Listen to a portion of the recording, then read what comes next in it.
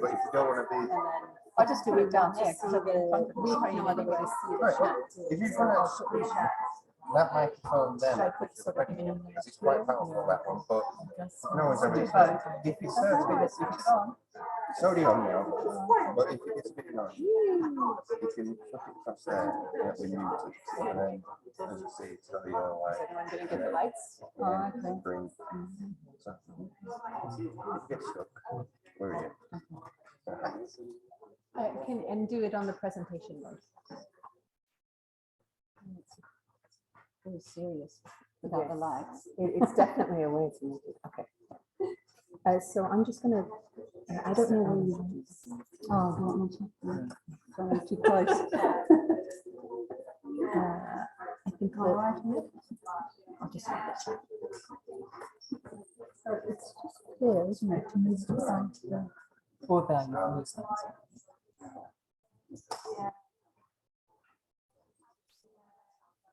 Hi everybody, welcome back after lunch. Can everybody hear me? I am wearing a mic. I was wearing a mic. Can you hear me?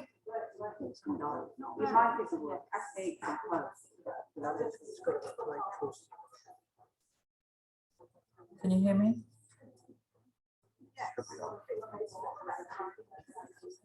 Okay, I'll just check the chat. Okay, they can hear us online. I think you can hear me in the room, so we're going to get started. So welcome back, everyone. It's my pleasure to introduce Professor Prue Holmes from the University of Durham, where she's the Director of Postgraduate Research. Prue researches and supervises postgraduate students, in particular in areas of intercultural and international education, languages and intercultural communication and intercultural dialogue. She's worked in universities in China, New Zealand, Hong Kong and Italy, and she's an eminent scholar in the field of intercultural communication. From a personal level, I always refer to her work when I teach intercultural communication. I find it really accessible.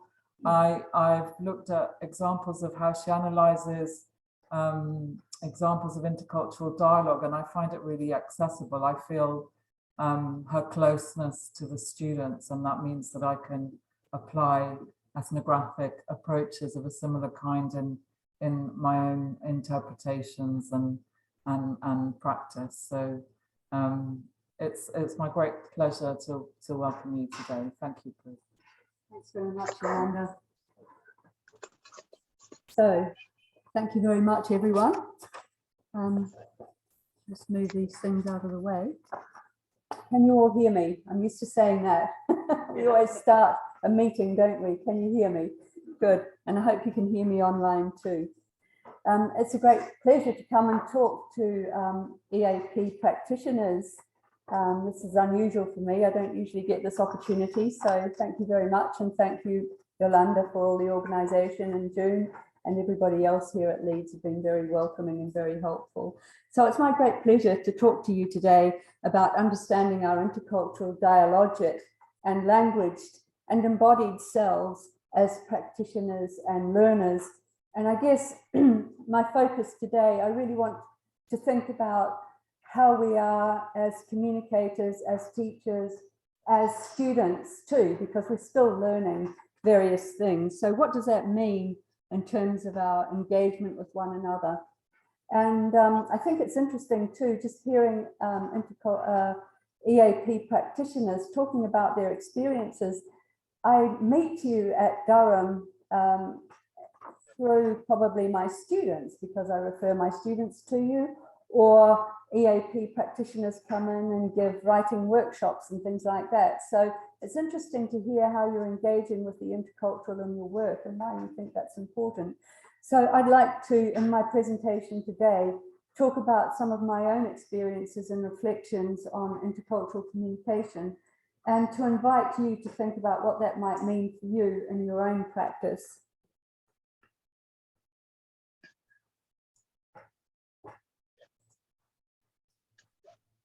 So this doesn't move on as we, oh, there we are, sorry.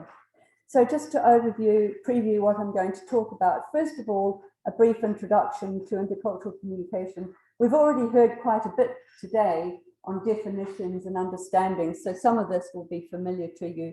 But I think that's interesting because in a way it reinforces how we think about this. And there are different ways of understanding it, but why we might choose a particular way. Language in the internationalized university, the shaping forces of the monolingual university, and I want to really critique that, the power of English, languages and doctoral examinations. So I'm going to draw on some work I've been doing recently. I just finished a paper the day before yesterday on examiners and supervisors' experiences of multiple languages and theses. So I'm going to talk a little bit about that and reflect on it in terms of EAP practitioner experience, and then just finishing off with some implications. So thinking about intercultural communication, it's really about intercultural encounters. When you meet somebody, you come, who are you in the encounter? How I engage with others influences and is influenced by.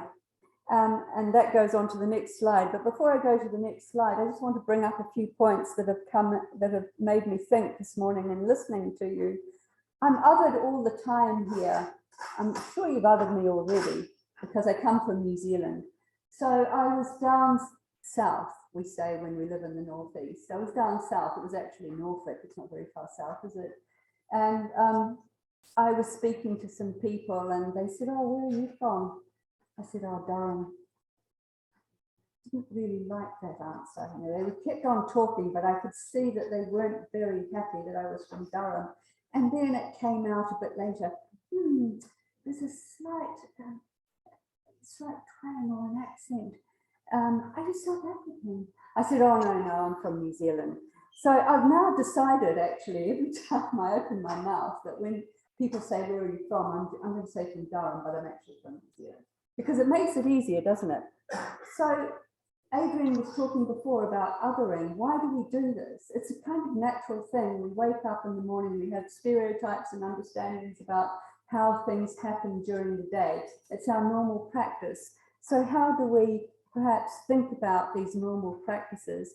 And I'd have to say, it reminds me of another story. Following on from that, still while I was down south, it was last weekend. So the same thing happened again with someone else. And the person said, oh, so you're not from, you're from overseas. You speak good English. And I said, oh, I'm from New Zealand. But it reminded me of my colleague, my Indian colleague in New Zealand, Debashish Munshi, who's also an intercultural scholar. And when he first arrived in New Zealand from the States with impeccable English, the librarian said, oh, you speak good English. And he said, so do you. So that was a very nice response on his part.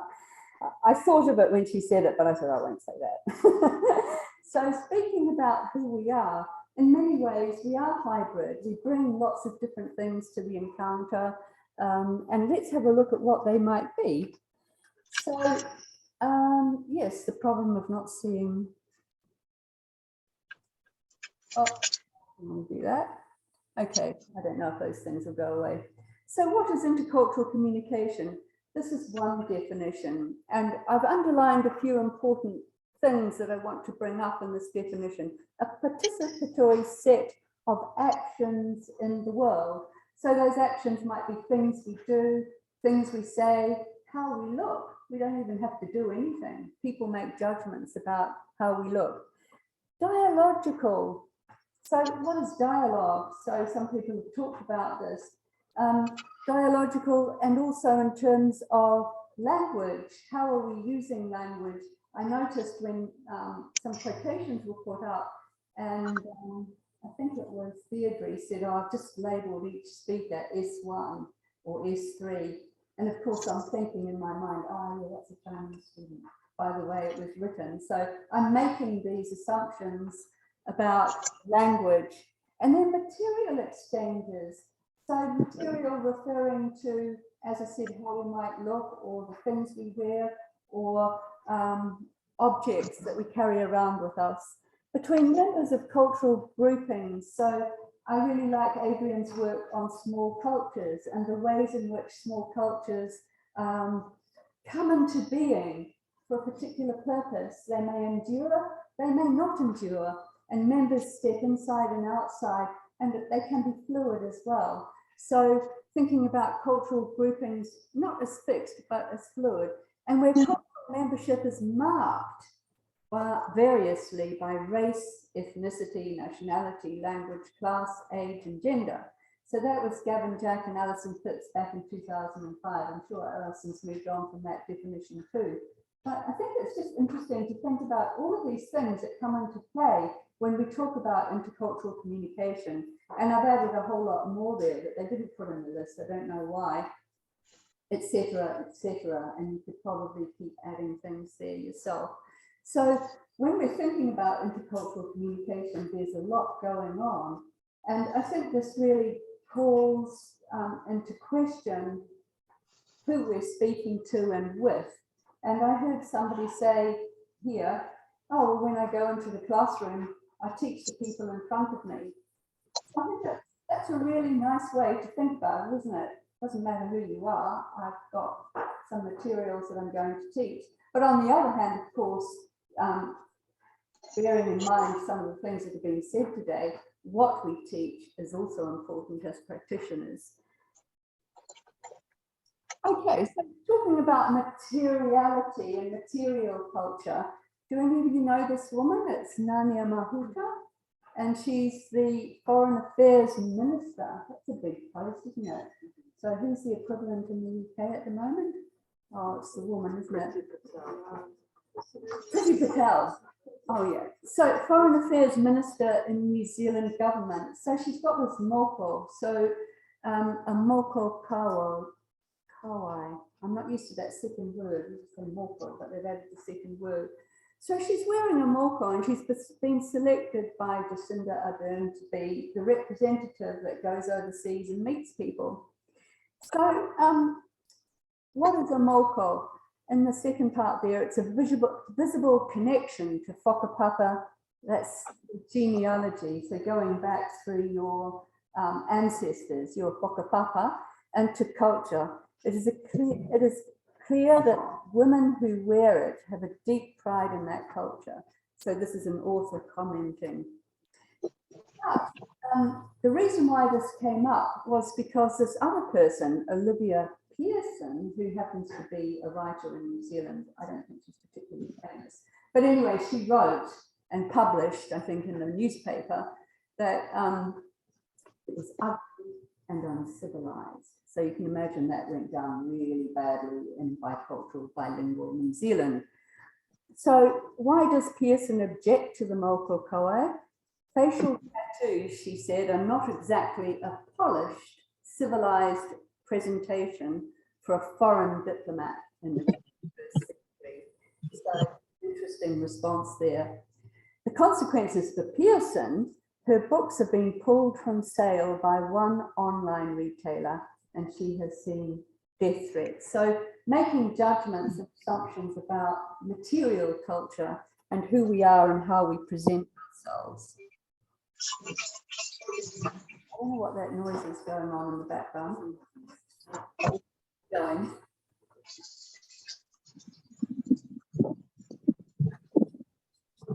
Switch that off.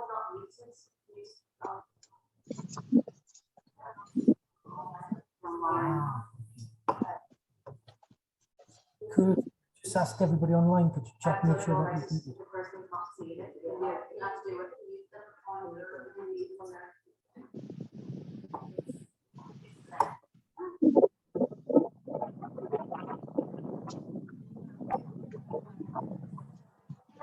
Someone's making a cup of tea, I think. Yeah, that's me. Neutral at the bottom. Neutral at the bottom. Yeah. Yeah. We'll have to unmute them later. Right. Okay, so you can all still hear me. Right, good.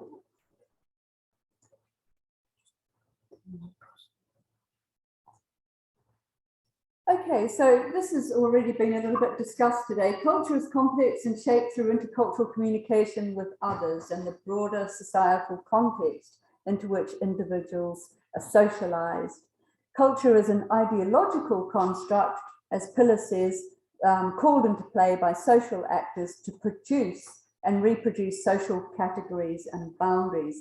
So you can see that society works through what people say and through discourses to constitute certain understandings of culture and cultural groups and to others. Education systems and structures worldwide are concerned with culture, language, and values of the nation state and may deny the intercultural complexity and diversity present in society and socioeconomic inequalities. So remember that the people we do get in front of us have been educated by these national education systems. And I think that's quite an interesting point to consider when you're dealing with certain groups as well.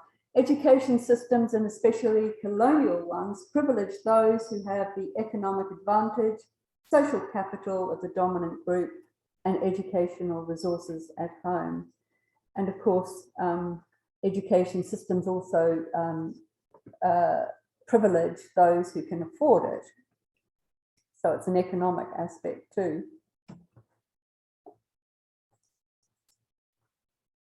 Okay, so this is an interesting little task here. I'm not going to get you to do it, but I'm just going to explain it, thinking about the concepts of language, culture, identity, power, context, etc. What, if anything, is intercultural about this encounter? So I used to do this sort of thing in my class, and now I've thought quite differently about it. What do I do when I do this? So at the end of a seminar, 4 female students, 2 from China, 1 from the US and 1 from the UK, are discussing how to prepare for the upcoming test in their module. So what, if anything, is intercultural about this encounter? Now, it immediately invites people to start drawing on their stereotypes, doesn't it? But if you think about it, what other identity markers might be salient? So they might have shared understandings of what it means to take a test. They might have shared understandings of working together in a seminar, of doing group work together. There could be all sorts of things, reference points that enable them to share the experience. And so these markers of being from the US, China, etc., can be perhaps, what's the word? They can be off-putting or deny the complexity of individuals. So what other identity markers might be salient? That they know how to prepare to tests, that they know what's going to be in the test, that they understand the curriculum. What problems might emerge when we call on these markers in intercultural communication? So it means that we start to other and to make assumptions about who they are. Do we risk treating these markers as entities, as something fixed, definable and objectifiable? So it might not just be a group preparing for a test, it could be anywhere or any particular group that we make assumptions about. What happens when, as Pillar, following Street, suggests we treat culture as a verb? So Pillar asks, who makes culture relevant to whom, in which context and for which purposes? So I think a lot of you have been talking about this. What is the importance of this when we're working with our students? How do we make culture relevant or not? And certainly Adrian's talk this morning addressed that. So how are we making culture relevant here, and nationality too? And in what way, and is it helpful or not? So clearly it isn't helpful. And I think it's quite useful as an example because it actually encourages people to see what we do, how we do otherize, and if we're not careful that we step into this way of thinking about others. So culture is something people do. It is a process. It is not an entity or a product. So going forward, culture is often the reason given for failure rather than socio-political or economic order. And Lowry was writing there in the New Zealand context about the poor educational performance of Maori children in school, often attributed to their cultural background, that they're Maori, rather than actually looking at the fact that they're socially, economically, disadvantaged. The culture card allows othering, stereotyping, racism, exclusion. It also affects teachers' expectations of students' performance and success, as we know, and you've mentioned that already. So in thinking about intercultural communication in educational contexts, individuals need to understand the reasons, forms, and consequences of calling cultural difference into play. So just think about those ideas in terms of how it informs your understanding of intercultural communication as a practitioner, or even as a person as you engage in higher education. I want to move on now and think about language and the role that language plays in the internationalized university. So, as you know, many of our students in universities in the English-speaking world do not have English as their first language. But increasingly, and especially where I am at Durham, more academics don't have English as their first language either. But in teaching and research supervision, there is the assumption that English is the norm. Whether a research student uses other languages in their lit review, their data collection, transcription, analysis, and in the research process is usually undiscussed. Doctoral theses are expected to be written and presented in English, but actually, there is something in policies about that, and of course, often language programs allow other languages. There are no policies or inclusion, there are no policies on inclusion of other languages.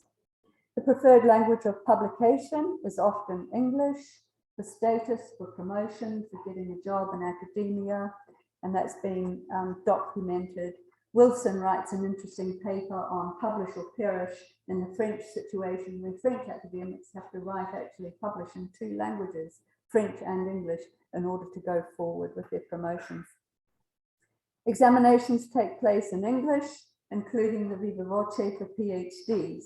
So how do we include other languages, given that the research might be conducted in another language and the student might have English as an additional language? There is no agreement on what constitutes correct English in academic writing, as you know. And I think this is an interesting point. I've found, being a marker of master's essays, we have the 5,000 word essay at Durham University. So students have to suddenly write a 5,000 word essay on a topic of their interest. And it's interesting that more and more academics are not commenting on the quality of the language, but rather on the quality of the ideas. So there's a flexibility around that. And I've also noticed it in the appointments process too, that, that perfect English is not necessarily a standard for being an academic for an appointments process. So what are some of these shaping forces? Let's have a look at them: hegemonic structures, power relations, monolingualism, languaging, and translanguaging. So some of these structural determinants, institutions, policy, government, ministries, etc., shape understandings about language and languages and how they are received in society. The languages in circulation within these structures are usually the result of political decisions by governments and institutions as they implement language policies that prioritize certain languages and language varieties over others. I think it's interesting in the Chinese context that they made the decision to make Mandarin the standard language back in 1949, even though the balance between Mandarin and Cantonese was almost equal. And of course, now Mandarin is being used everywhere and infiltrating into Hong Kong, etc. Therefore, recognizing and resisting linguistic imperialism and marginalization is essential for change to occur. But as Phipps says, and I think this is something for us to think about, structural inequalities endure and must be endured, she said, as part of the disquieting and enduring dis-ease of all activism that is at the heart of all critical and decolonizing work. We're not going to get rid of structures, we have to work around them. How can we be activists to bring about change? And I think we've heard you speak about some of the ways in which you're trying to do that. Intercultural encounters and intercultural communication is all about power. Power represents the ability to have your own interpretation or view accepted and acted upon over somebody else's, whether by force or coercion or through persuasion, influence, and consent. So somehow we have to manage these power relations. Inequality is the effect of power, which can manifest both at the level of personal interactions and at a more macro social level, such as access to resources because of institutional status. Frequently, these two levels of power are connected. And then language within power acts as a source of symbolic power, facilitating or impeding access to the social field in education and in other arenas. So decisions about language choice can disenfranchise or empower. Grumling's work on the invention of monolingualism, it's actually the title of his book. He makes some really interesting points here. Binary distinctions between knowing and using first languages versus knowing and using second or foreign languages have, based on growing new insight from psycho and sociolinguistic research, lost currency. So Gramling states that human speakers are always more or less than monolingual. So he comes from the perspective that actually we all have aspects of other languages in our repertoire. We may not use them as much as we'd like to, or as much as perhaps the structural determinants within society allow us to do. Structural reasons may require them to use the dominant language despite other linguistic repertoires they may have. And Lee Wei states that multilinguals do not think unilingually in a politically named linguistic entity. Even when they are in monolingual mode, human beings think beyond language in multimodal ways. And I think we saw that with Nania Mahuta when she wanted to show who she was through the wearing of the moko. Currently, it is widely acknowledged that knowing more than one language is the norm, and monolingualism is the exception. And other aspects that we can think about around language are these the term languaging. So Alison Fitz talks about it as being relational, about the feelings we experience with others through place, positioning, and the broader context, so beyond those that list that I mentioned at the beginning. It's intercultural, it's interpersonal, it's interagentive, intersubjective, and so forth. It involves a language ecology that includes the senses and sensory experience. So if you're looking at languages, you might want to look at the language ecology. And in fact, one of my doctoral students has just finished her doctoral thesis on looking at language cafes and how they are a source of a way of using your linguistic identity and using the languages you speak in the world, in the everyday world. So languaging is socially constructed through interaction and understanding of everyday lived experiences.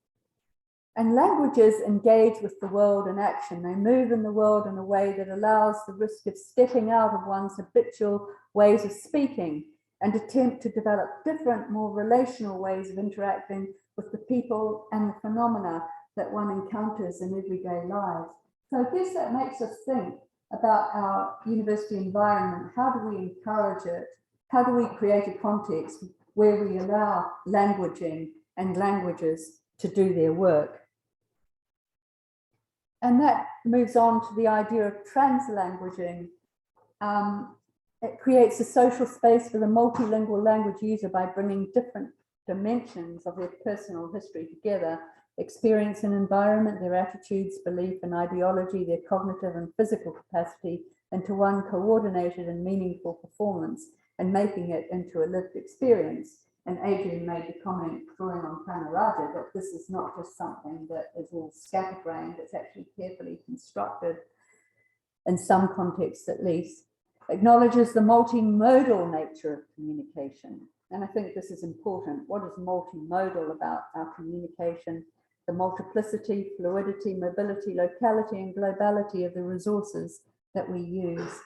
And Bainham refers to the transdiscursive space, the space where everyday practice, where people communicate to get things done. So what are the consequences then in the university, the multilingual university? Multilingualism is not an aberration, but rather a normal and an unremarkable necessity for the majority of the world. Mobility renders contemporary repertoires as complex, dynamic, and unstable. And Bush uses concepts of heterogeneity and heteroglossia to distinguish the way in which multilingual practices no longer hold up clear boundaries between one language and another, so allowing for other languages to creep in around the way people communicate with one another. And I think these linguistic boundaries can be real barriers in our normal everyday communicative context in the university. I am in a corridor with a husband and wife who are from Germany. Occasionally I hear them speaking German, but if I walk down the corridor, they immediately switch to English. There are some other German speakers in our School of Education. At one stage, I think we had 5. Never did I hear German being spoken. Interesting. What are the implications here for academic writing and learning in the monolingual university? Should we allow other languages to enter our classroom? What degree of heterogeneity or heteroglossia or translanguaging can or should we tolerate? Can supervisions where supervisor and supervisee share the same language include that language? So now in the School of Education at Durham, it's not unusual for 2 supervisors to be Chinese and the student to be Chinese. But they actually said that we do the supervision in English. So interesting, isn't it? I want to talk a bit now about the power of English and English as a lingua franca.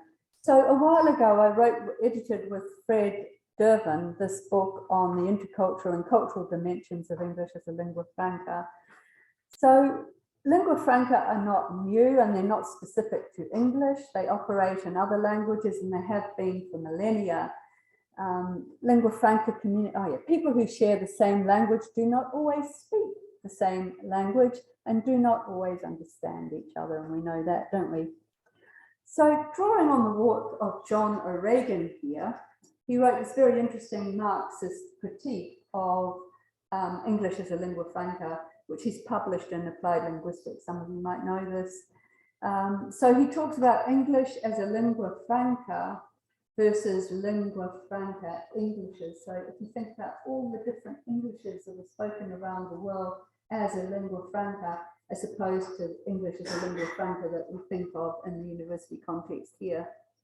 The reality of English is a structurally inegalitarian world. In a structurally inegalitarian world is obscured. English language resources and capital reside among elites, and he talks about the business, tourism, and education people, those elites that benefit from the English language resources and capital. And it's maintained by English language schools, testing systems, state and regional language systems. So you're probably familiar with all of those. Interestingly, you probably heard that China has stopped New Oriental English, the language school, from operating to try and take away the emphasis on learning English of young children and teenagers as part of their education. So to take away that burden of learning English, I think that's one of the reasons. Another reason was also around the sinification of China, of increasing the Chinese aspect of China rather than focusing on English. So increasing the importance of Chinese rather than English. So there are several reasons, but I think this is going to have repercussions for us in universities. Will we be seeing fewer Chinese students coming into our program? Will they be not having adequate English to meet our test requirements? So it'd be interesting to see. And the other thing that they've done is they've stopped foreign language teachers from going and teaching English, particularly in schools. So again, huge repercussions for the development of English in China. An interesting move, no doubt for political reasons. English language resources need redistributing to those systematically disadvantaged and linguistically disparaged, Hagen argues. So in the political context, how can the historical, political, economic, and organizational structures assert and or require preference for one language or one language form over others. For example, where ELF is concerned, what does it mean to cultivate a correct accent? I've got no chance. So that's an important part of some people's thoughts, understanding the norms of communication in and through English, and knowing the cultures of English-speaking countries, the reified, structuralist, idealized, unauthentic, and unrealistic meanings of communication in Englishes and in languages as entities more generally. And I think we can see that in language education in schools. These more interesting ways of understanding language as a social enactment. It's more difficult to do that in schools now because of the requirements and Ofsted inspections, etc. The educational context. So notions of good English or correct English are perpetuated by state and private language regimes. So in this book, the Intercultural and Cultural Dimensions of English, we had various authors contributing, and Henry wrote about the language schools in China, and he talked about the proliferation of them, but of course that's changing now. The language testing systems that demand a certain level of English to study in English language universities or schools. The study abroad to acquire native-like proficiency, usually determined by economic status. So we did the IRS project, and I think Adrian might have been involved in parts of that too, where we looked at study abroad and intercultural resources for students on Erasmus exchanges. There's lots of really interesting materials there. You can download them and have a look at them for intercultural communication. State and regional educational policies, which delineate levels of competent language knowledge and use. And then exam systems that favour grammatical proficiency and linguistic knowledge. Here, I won't play it now, but this is a very interesting poem spoken by Tawana Sitol. I worked with him on the Researching Multilingually at Borders project with Alison Phipps. And Tawana's poem, he was brought up in Zimbabwe and he had to speak the very best of English in order to succeed in the system. So he's got a poem called Good English. Do any of you know it? Have you come across it? You can find it on YouTube, so if you just Google it, it's there.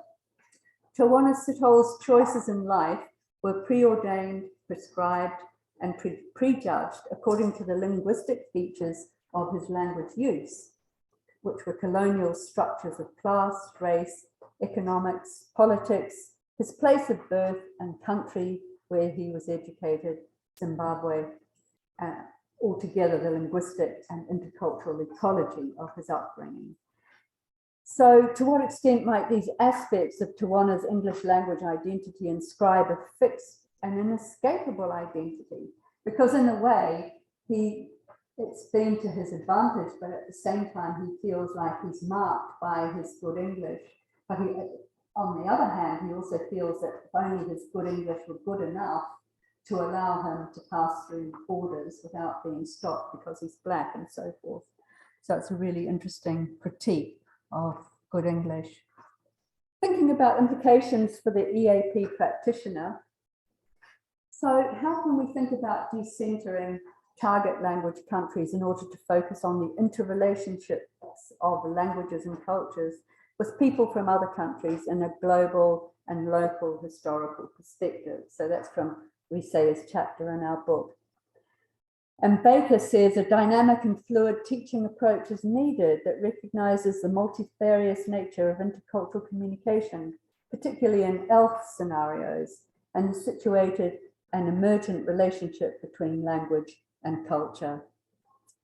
And Risaya says again, developing learners' understandings of global citizenship and critical awareness of cultural and linguistic complexity is important. And Baker, there's a need for teaching about intercultural awareness to accommodate teachers' experiences and learners' needs, and vice versa. I want to go on now and talk about this work that I've been doing recently, languages in the doctoral examination. So it's part of a book, it's a chapter in a book on the experience of examining the PhD in international comparative study of processes and standards. And there are about 12 or more case studies around the world of where we interviewed supervisors who were also examiners on the role of their experience of examining.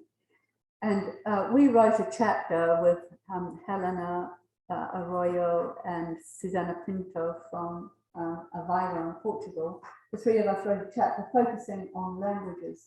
So we took the information from the case studies where the supervisors talked about how they responded to languages. And I think this is interesting in terms of particularly, well, they're not all, of course, English language universities, they're around the world, and some are set in Europe and India and even Africa. So what do people say? Generally, these were underexplored areas. So the degree of openness of examiners towards the presence of multiple languages, we found in the literature that this was underexplored. How international research partnerships engaged in co-supervising and examining theses impact the role of languages. So more and more we're seeing partnerships, not just for research, but also for doctoral supervision. How monolingual norms are challenged in the examination process and in the presentation of writing theses. Where examination is by publications, the apparent burden doctoral researchers face in producing knowledge in the preferred scientific lingua franca, usually English. Where policy is concerned, there is limited guidance from manuals, examination documents, and criteria, higher education policy generally, and then funding bodies, for example, UPRI, and then ethics documentation doesn't discuss language at all. Is it ethical to ignore the language of your participants in your research? How do you go about that?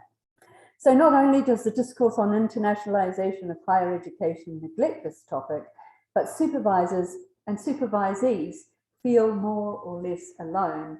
They find little or no help in policy papers in universities on how also to deal practically with the linguistic challenges. That's by Arroyo and Sa et al. So some themes that came out, or some comments that came out from the people we interviewed. So there was this general feeling that often they were working intuitively. Languages in the thesis are not discussed, so the examiner needs to ask the candidate about the language processes in the research. So one interviewee at, actually this case study took place at Durham, so the people in England are from Durham. I think it is good practice to have data, not just translated, but in the language it was collected in. I've been quite surprised at candidates who have included data in another language and the translation of the data without addressing any issues to do with it, to do with language in the methodology chapter and the difficulties of accurate translation. So I would expect the thesis to comment on language issues where there is more than one language.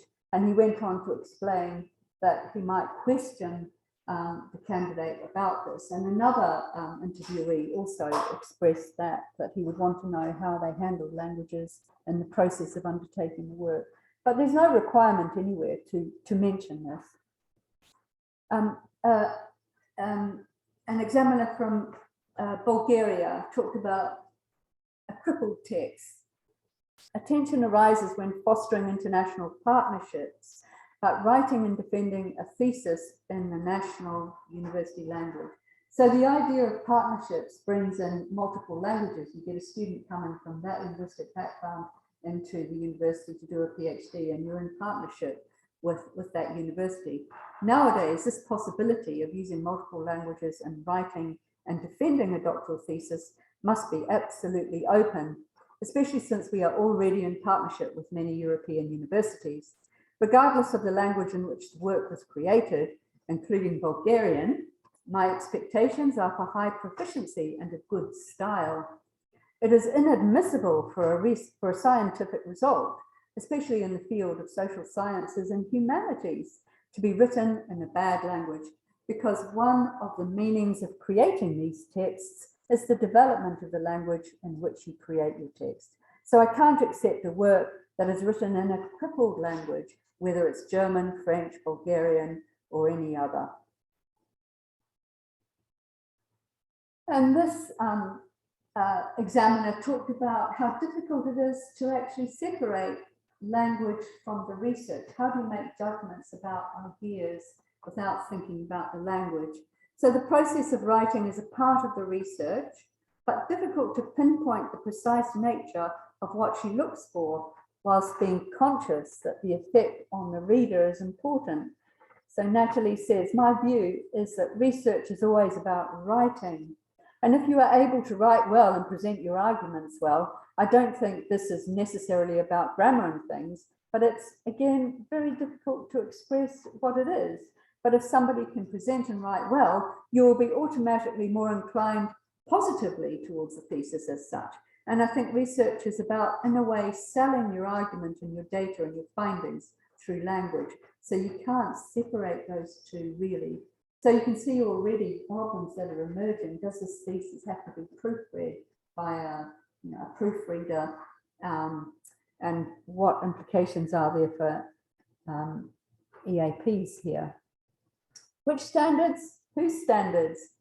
I don't look for native speaker competence, says Max from England, in a second language user, but you have to look to a certain standard, and knowing where the line is drawn is difficult. I don't think there is much advice for examiners available, and the degree of sensitivity and awareness of the challenges for users of a second language, say in a Viva, that varies. So you can see that there's complexity around standards and norms, and whose are they? The centrality of English, a crucial inequality factor which compromises democratization processes in intercultural, international academic spaces.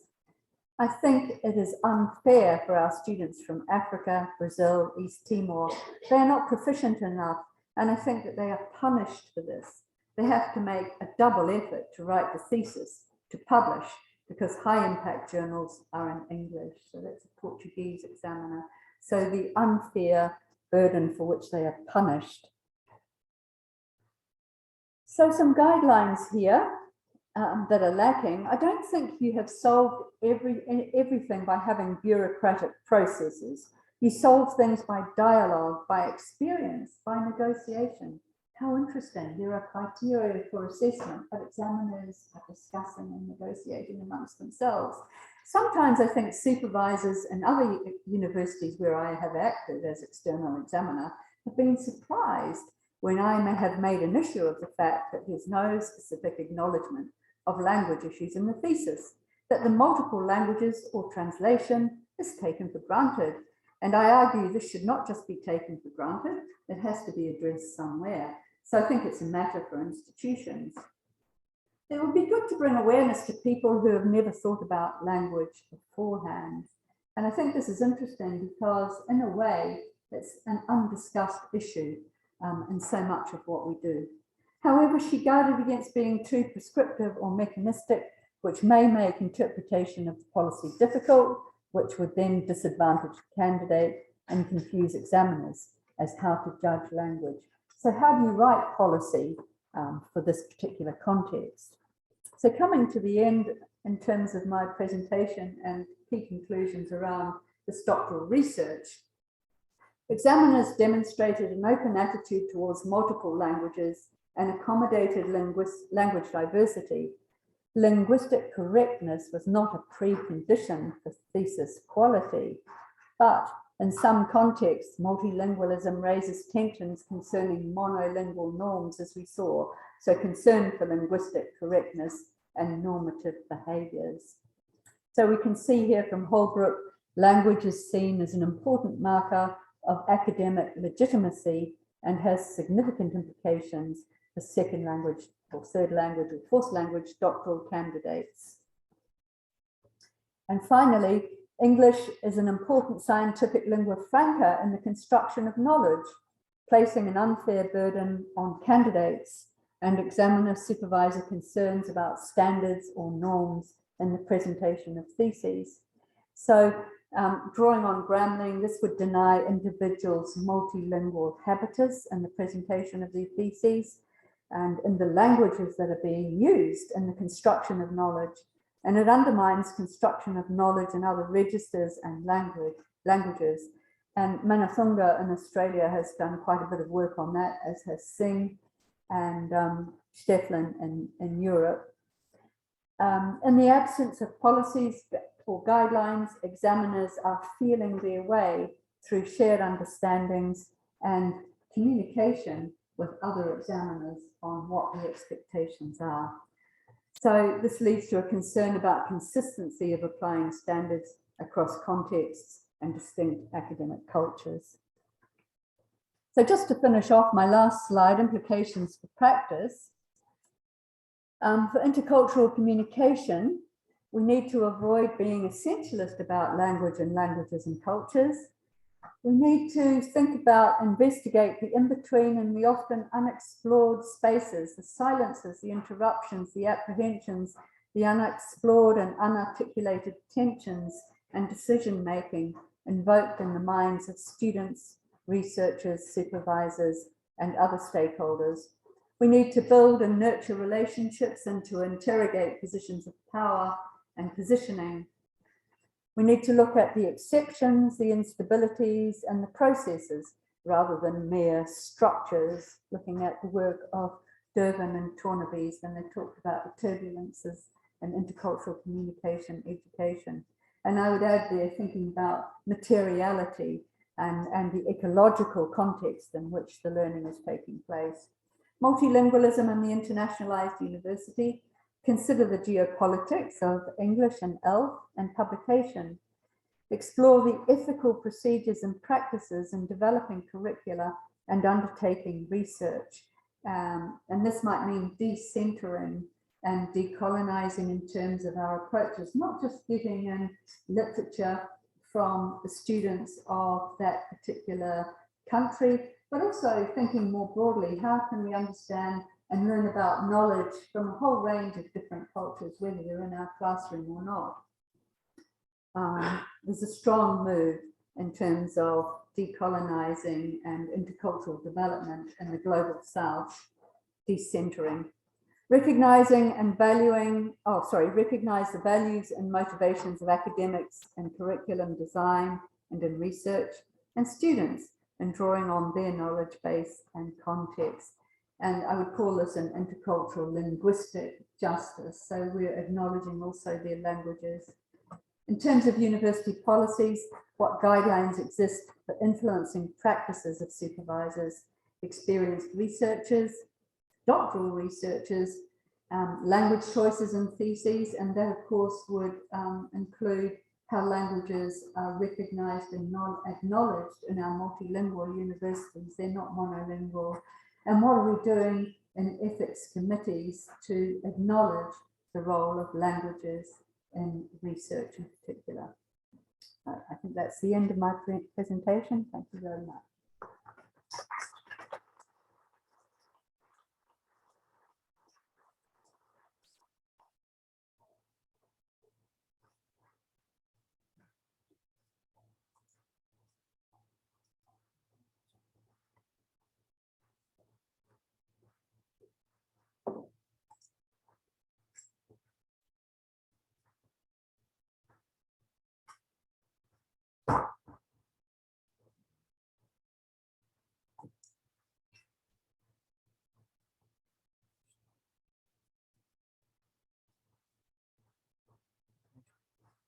While Mick stops the recording, do we have any questions from the room?